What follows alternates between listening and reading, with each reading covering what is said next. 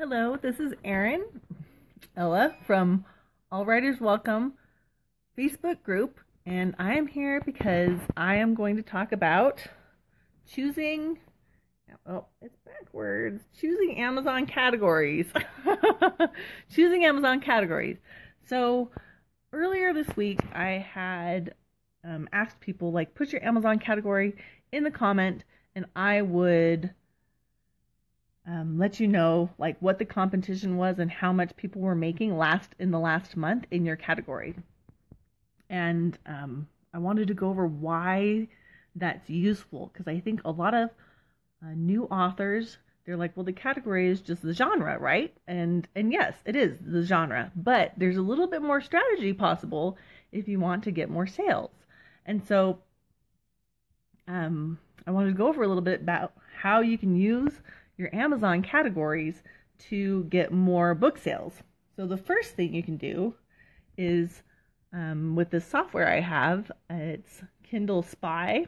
With the software, you can check the competition. Now, there's ways that you can do that by hand, which involves going through the categories, seeing how many people have posted in the category, and then checking what the ranks are of the top 20, and that will through some kind of math calculations, you can figure out how much competition there is in the category.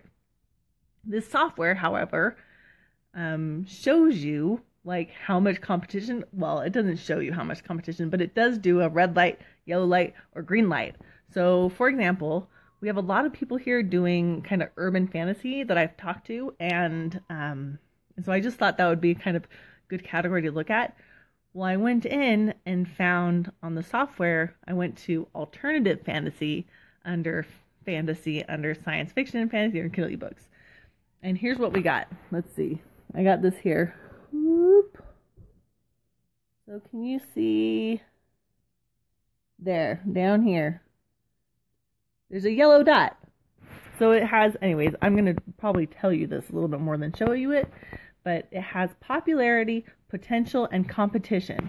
And so under alternative fantasy is quite popular. The monthly revenue last year for the top 20 books was over $100,000.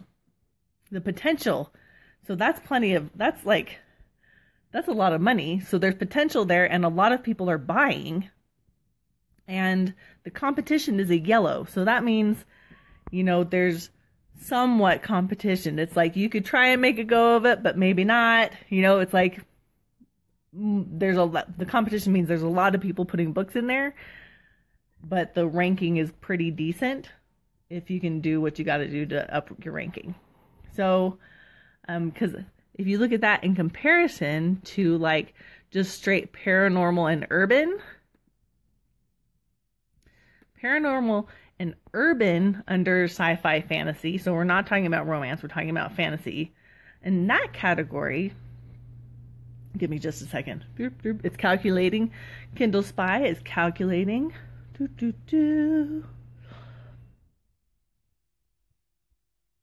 Yep, this is what we got to do to make sure that our books sell. Okay, so under fantasy, paranormal, and urban, you have over $1.5 million made last year. Last month. Wow, right?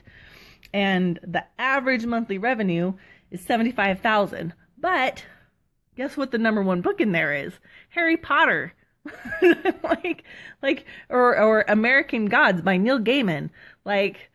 Those are some pretty steep competition. And so that's why under that category, popularity is green, potential is green. So you've got a lot of people buying, and you've got a lot of money spent, but the competition is red. It's like, no, go.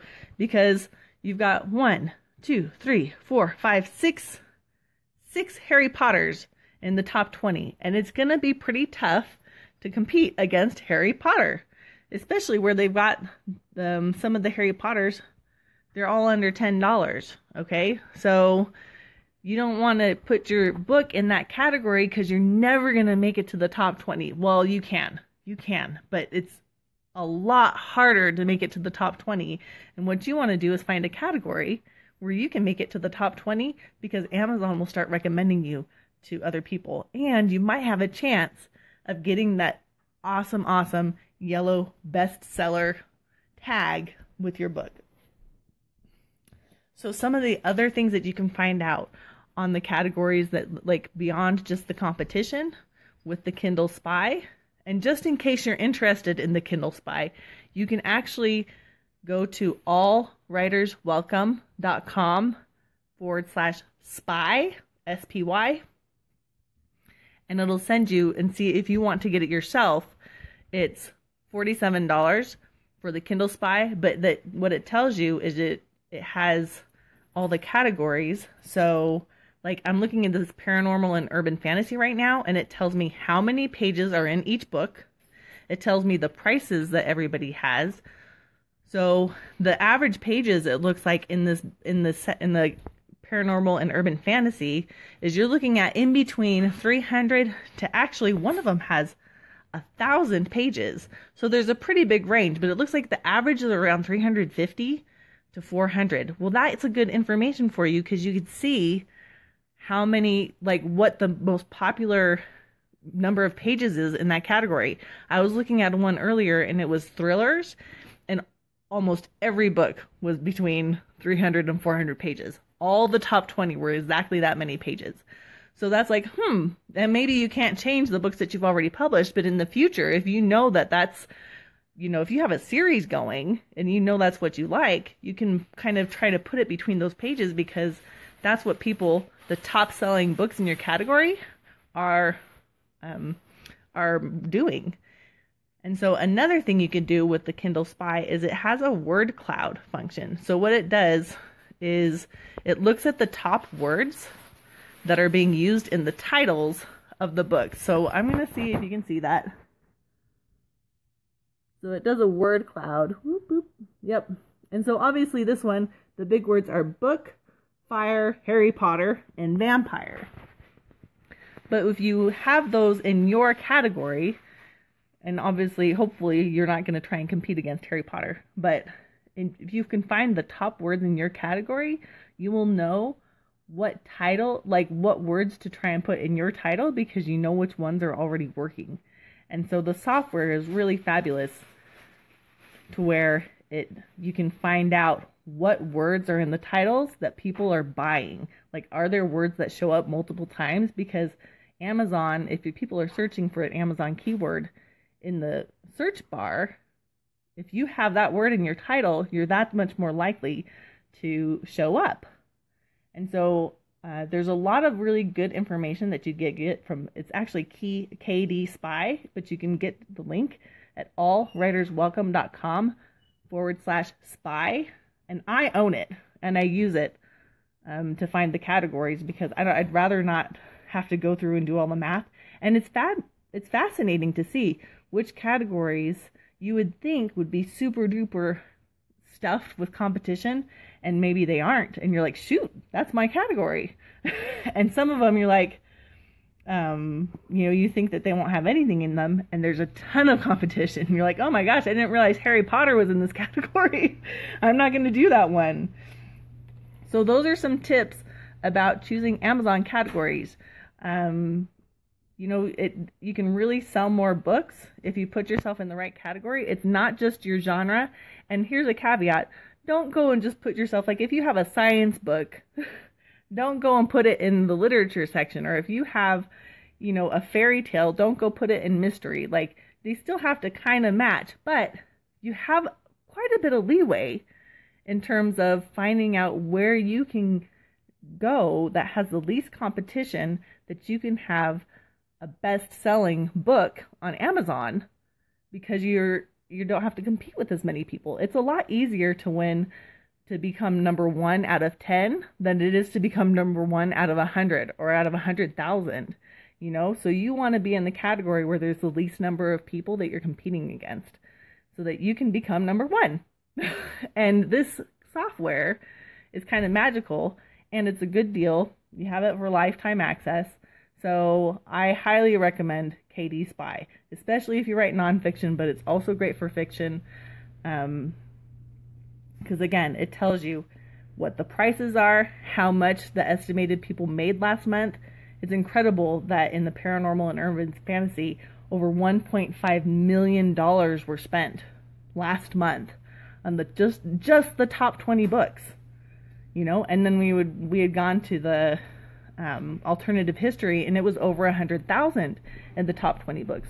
Well, if you divided 100,000 by 20, and you were getting 5,000 of that last month, you'd probably still be pretty happy, and I would too.